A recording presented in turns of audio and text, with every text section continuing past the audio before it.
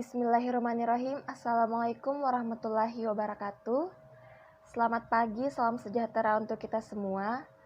Perkenalkan, nama saya Fitriah Amini, NIM A1Q11738, mahasiswa Universitas Halo Aleo angkatan 2017. Pada kesempatan kali ini, saya akan mencoba membahas salah satu pendekatan konseling, yaitu konseling multimodal. Yang pertama adalah pendekatan multimodal. Menurut Bandura, menyatakan bahwa pendekatan multimodal adalah pendekatan yang didukung oleh teori belajar sosial dan kognitif yang luas. Hal tersebut diasumsikan bahwa manusia terdiri dari behavior, yaitu tindakan dan bereaksi, afeksi, yaitu mengalami respon afektif, sensation, yaitu menanggapi penciuman, sentuhan, visual, dan stimulus pendengaran dari dalam tubuh, imagery, yaitu pandangan suara, dan hal lainnya dalam pikiran, kognitif, yaitu keyakinan, pendapat, sikap, dan nilai-nilai, interpersonal, toleransi, menikmati atau menderita dalam berbagai hubungan interpersonal, serta drug, yaitu biokimia. Terapi multimodal adalah pendekatan psikoterapi yang dirancang oleh psikolog Arnold Lazarus, yang mencetuskan istilah terapi perilaku dalam psikoterapi. Ini didasarkan pada gagasan bahwa manusia adalah makhluk biologis yang berpikir, merasakan, membayangkan, berinteraksi, dan bahwa perawatan psikologis harus menangani masing-masing modalitas ini. Penilaian dan pengobatan multimodal mengikuti 7 dimensi kepribadian yang berpengaruh secara timbal balik, baik yang dikenal dengan akronim BASIC ID, yaitu perilaku, pengaruh, sensasi, citra, kognisi, hubungan interpersonal, dan obat atau biologi. Menurut MMT, individu sebagai produk dari interaksi antara kekayaan genetik, lingkungan fisik, dan sejarah pembelajaran sosial. Untuk menyatakan bahwa pembelajaran memainkan peran sentral dalam pengembangan dan resolusi masalah emosional kita adalah dengan sedikit berkomunikasi. Yang kedua adalah tujuan terapi multimodal. Menurut Palmer, tujuan dari terapi multimodal adalah membantu klien untuk menjalani kehidupannya dengan lebih bahagia dan mencapai tujuan realistis mereka. Oleh karena itu, tujuan ditentukan sesuai dengan kapasitas klien. Pada dasarnya, terapi ini dapat digunakan untuk merestruktur kognitif, memperbaiki pola interaksi dalam lingkungan, pembinaan eksekutif, manajemen kehidupan, manajemen stres, pembinaan kesehatan, dan mencapai kehidupan yang lebih bahagia. Yang ketiga adalah pola hubungan konselor dan konseli dalam terapi multimodal. Konselor harus melihat klien sebagai seorang partner yang aktif dalam proses konseling. Konselor harus menyadari bahwa setiap diri klien adalah unik dan membutuhkan perlakuan-perlakuan yang khusus. Pada terapi multimodal, konselor harus memiliki teknik sesuai dengan masalah dan keterampilan dirinya. Konseling bertujuan untuk bisa memenuhi kebutuhan klien dan bukan untuk memenuhi kebutuhan konselor. Jadi, seorang klien tersebut harus mempunyai tanggung jawab mengenai dirinya dan bisa membuat keputusan berdasarkan alternatif-alternatif yang diberikan oleh konselor. Yang keempat adalah teknik konseling terapi multimodal. Yang pertama, behavior. Behavior merujuk pada perilaku terbuka, termasuk di dalamnya adalah tindakan atau kebiasaan dan reaksi yang dapat diamati dan diukur. Beberapa pertanyaan yang biasanya diajukan adalah apa yang Anda ingin Anda ubah, seberapa aktif Anda, seberapa banyak perilaku, apa yang Anda mulai lakukan, dan lain-lain. Yang kedua adalah afek. Afek atau afeksi mengacu pada emosi, suasana hati, dan perasaan yang kuat. Pertanyaan-pertanyaan yang terkadang diajukan meliputi seberapa emosional Anda, emosi apa yang paling sering Anda alami, apa yang membuat Anda tertawa, apa yang membuat Anda menangis, apa yang membuat Anda sedih, marah, dan sebagainya. Yang ketiga adalah sensation area. Sensation mengacu pada 5 indera dasar untuk menyentuh, merasakan, mencium, melihat, dan mendengar. Contoh pertanyaan yang sering diajukan adalah, apakah Anda menderita sensasi yang tidak menyenangkan, seperti rasa sakit, pusing, dan sebagainya? Atau seberapa banyak Anda fokus pada sensasi, dan sebagainya. Yang keempat adalah imagery modalitas. Imagery berkaitan dengan cara di mana kita menggambarkan diri kita sendiri, termasuk pada ingatan dan mimpi. Beberapa pertanyaan yang diajukan adalah, apa saja yang mengganggu dari mimpi yang berulang-ulang dan kenangan-kenangan yang diingat dari masa lalu? Apakah Anda terlibat dalam fantasi dan melamun? Apakah Anda memiliki imajinasi yang jelas? Dan lain-lain. Yang kelima adalah cognition modalitas. Cognition mengacu pada wawasan, filosofi, ide, penilaian-penilaian yang membentuk nilai-nilai, sikap, keyakinan, dan keyakinan mendasar seseorang. Pertanyaannya meliputi seberapa pemikirkah Anda, atau apa saja cara yang Anda lakukan untuk memenuhi kebutuhan intelektual Anda, bagaimana pikiran Anda memengaruhi emosi Anda, apa nilai dan keyakinan yang paling Anda sukai, dan lain-lain. Yang keenam adalah interpersonal relation modalitas. Interpersonal relation mengacu pada interaksi dengan orang lain. Contoh-contoh pertanyaannya meliputi sejauh mana Anda menginginkan keintiman dengan orang lain, apa yang Anda harapkan dari orang-orang penting dalam hidup Anda, apa yang mereka harapkan dari Anda, apakah ada hubungan dengan orang lain yang Anda harap akan berubah, dan lain-lain. Yang ketujuh adalah drugs atau biologi modalitas.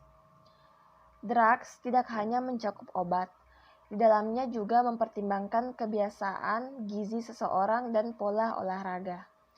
Beberapa pertanyaan-pertanyaan yang diajukan meliputi, apakah Anda memiliki kekhawatiran tentang kesehatan Anda? Apakah Anda menebus obat yang telah dituliskan setiap dalam resep, dan lain-lain. Lazarus menjelaskan bahwa ketika penggunaan penilaian awal kepada behavior, afeksi, sensation, imagery, cognition, interpersonal, relation, dan drugs tidak dapat menyelesaikan masalah, maka ada 3 prosedur penilaian penting lainnya yang dapat digunakan dalam terapi multimodal. Ketiga prosedur tersebut adalah sebagai berikut. Yang pertama adalah Second Order Basic AD Assessment. Second Order Basic AD Assessment lebih berkonsentrasi pada detail masalah spesifik, berbeda dengan penilaian awal yang lebih memilih gambaran umum. Sebagai contohnya, seorang klien yang hampir tidak membuat kemajuan dalam prosedur pelatihan ketegasan diminta untuk menggambarkan dirinya sebagai orang-orang yang benar tegas. Yang kedua adalah bridging. Katakanlah seorang terapis tertarik pada respon emosional klien terhadap suatu peristiwa. Terapis tersebut menanyakan, bagaimana perasaanmu ketika ayahmu membentakmu di depan umum? Alih-alih mendiskusikan perasaannya, klien justru merespon dengan intelektualisasi yang defensif dan tidak relevan. Seperti, ayahku memiliki prioritas, aneh, dan bahkan sebagai seorang anak, aku dulu mempertanyakan sikapnya sebagai seorang ayah. Seringkali terapis tidak mampu untuk menghadapi klien yang menunjukkan bahwa klien menghindari pertanyaan dan sepertinya enggan menghadapi perasaan yang ia alami. Dalam situasi seperti ini, bridging biasanya efektif. Pertama, terapis sengaja menyesuaikan modalitas pilihan klien, dalam hal ini dengan memilih ranah cognition. Dengan demikian, terapis mengeksplorasi konten cognition, seperti, jadi kamu melihatnya sebagai konsekuensi yang melibatkan penilaian dan prioritas. Tolong beritahu saya lebih banyak. Dengan cara ini, setelah mungkin percakapan 5-10 menit, terapis berusaha untuk bercabang ke arah lain yang tampaknya lebih produktif. Yang ketiga adalah tricking the firing order. Tracking the firing order menunjukkan dengan tepat dimensi kepribadian di mana masalah dimulai untuk mendapatkan akarnya. Setelah akar masalah didapatkan dan diidentifikasi, teknik perawatan dapat dipilih dengan menargetkan asal masalah. Tracking the fire order ini dapat membantu ketakutan komunikasi yang tinggi untuk menentukan asal mula dan urutan dimensi yang terlibat dalam kecemasan mereka. Misalnya, sehubungan dengan kecemasannya berbicara di depan umum, salah satu subjek melaporkan, "Tiba-tiba saya merasakan jantung saya berdebar kencang dan wajah saya memerah." Selanjutnya adalah peran konselor dan klien dalam terapi multimodal. Para konselor behavioral harus mengasumsikan adanya peran aktif, direktif dalam treatment, karena mereka menerapkan pengetahuan ilmiah pada penemuan solusi-solusi pada permasalahan-permasalahan yang dialami. Konselor secara khusus bertugas seperti guru, pengarah, dan ahli dalam mendiagnosa tingkah laku yang tidak tepat dalam menentukan prosedur-prosedur yang diharapkan. Bagi konselor, peran dan fungsi yang paling berat adalah menjadi model bagi klien. Salah satu dari proses yang mendasar di mana klien mempelajari tingkah laku baru adalah melalui peniruan atau modeling sosial yang diberikan oleh konselor sebagai seorang individu menjadi role model yang penting. Karena klien akan memandang konselor sebagai worthy emulation, maka klien meniru sikap, nilai-nilai, kepercayaan, dan tingkah laku konselor. Dengan demikian, konselor harus sadar tentang peran penting yang mereka mainkan dalam proses pengidentifikasian. Bagi konselor yang tidak menyadari kekuatan yang mereka miliki dalam mempengaruhi dan membentuk cara berpikir dan tingkah laku klien, membuat mereka mengingkari pentingnya kepribadian mereka sendiri dalam proses terapeutik. Selanjutnya adalah syarat khusus konselor dalam terapi multimodal. Menurut Chalakov, menyebutkan 9 sifat kepribadian dalam diri konselor yang harus dimiliki. Di antaranya adalah yang pertama, empati. Empati adalah kemampuan seseorang untuk merasakan secara tepat apa yang dirasakan dan dialami oleh orang lain dan mengkomunikasikan persepsinya. Yang kedua adalah respect. Respect menunjukkan secara tidak langsung bahwa konselor menghargai martabat dan nilai konseli sebagai manusia. Hal ini mengandung arti juga bahwa konselor menerima kenyataan setiap konseli mempunyai hak untuk mempunyai dan memilih sendiri kebebasan, kemauan, dan mampu membuat keputusannya sendiri. Yang ketiga adalah keaslian. Keaslian merupakan kemampuan konselor menyatakan dirinya secara bebas dan mendalam tanpa pura-pura, bermain peran, dan tidak mempertahankan diri. Konselor yang demikian selalu tampak keaslian pribadinya sehingga tidak ada pertentangan antara apa yang ia katakan dengan apa yang ia lakukan. Tingkah lakunya sederhana, lugu, dan wajar. Yang keempat adalah kekonkretan. Kekonkretan menyatakan ekspresi yang khusus mengenai perasaan dan pengalaman-pengalaman orang lain. Seorang konselor yang memiliki kekonkretan yang tinggi selalu memelihara hubungan yang khusus dan selalu mencari jawaban mengenai apa, mengapa, kapan, di mana, dan bagaimana dari sesuatu yang ia hadapi. Konselor yang memiliki kekonkretan selalu memelihara keserasian dalam hubungan dengan orang lain dan mencegah konseli melarikan diri dari masalah yang dihadapinya.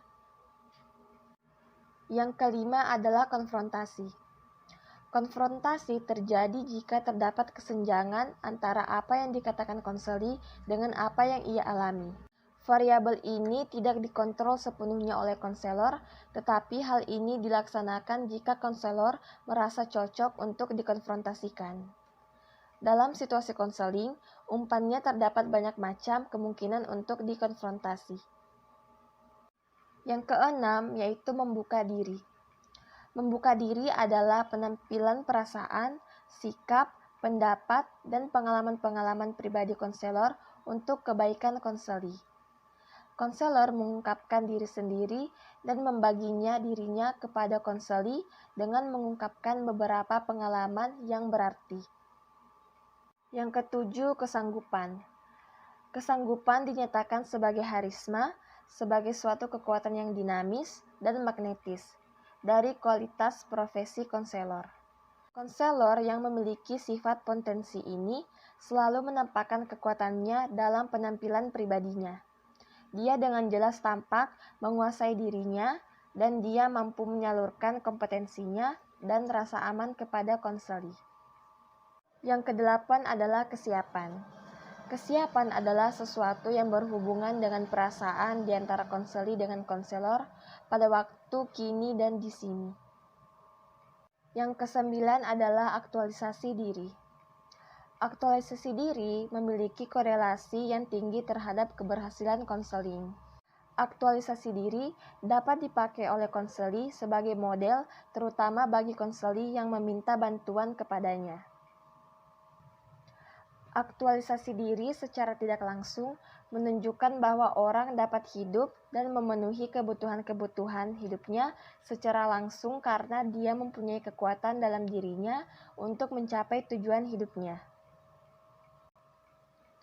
Mereka dapat mengungkapkan dirinya secara bebas dan terbuka. Konselor yang mampu mengaktualisasikan dirinya memiliki kemampuan mengadakan hubungan sosial, hangat, intim, dan secara umum mereka sangat efektif dalam hidupnya. Itulah tadi materi yang bisa saya sampaikan. Lebih dan kurangnya mohon dimaafkan. Wabillahi taufiq wal hidayah. Wassalamualaikum warahmatullahi wabarakatuh.